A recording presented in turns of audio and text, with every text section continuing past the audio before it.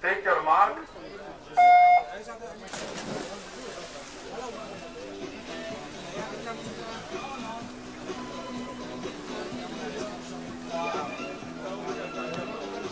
Dunque siamo in acqua con la prima serie, si assegnano ancora una volta medaglie nella categoria esordienti a femmine per quanto riguarda i 200 farfalla, record della manifestazione di Angelica Cappelletto 2:40,71. Miglior tempo di iscrizione Anna Pontarollo in corsia 4, 2:43,40, atleta classe 2004, Aquapolis la sua società. Vediamo la situazione alla virata dei 50 metri, Pontarollo 36,01, Marchesin 36,48, Accaia 36,63.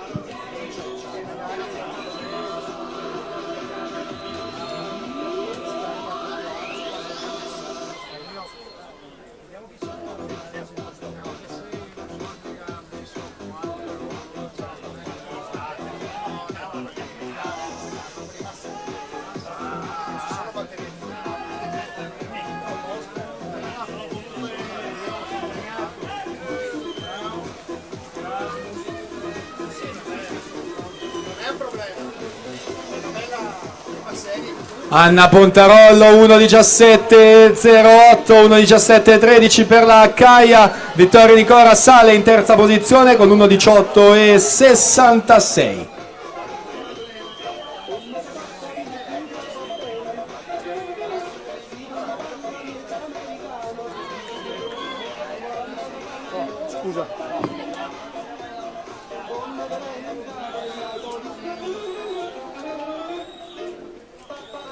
Prossima gara saranno i 200 farfalla maschili esordienti A, anche in questo caso sono 2 le serie previste.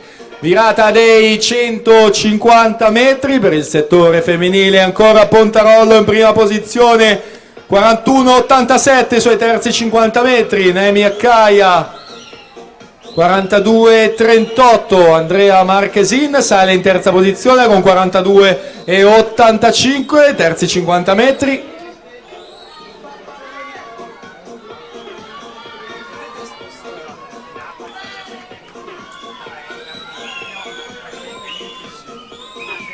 E siamo alle ultime bracciate con la Pontarollo in corsia 4, la Accaia in prima corsia a contendersi questa prova della farfalla. Se la giudica Anna Pontarollo 2:39,31, ottiene il nuovo record della manifestazione. Anna Pontarollo. Noemi Accaia in seconda posizione 2:40,02, Andrea Marchesini in terza posizione 2:45,14. Alla partenza la seconda serie maschile.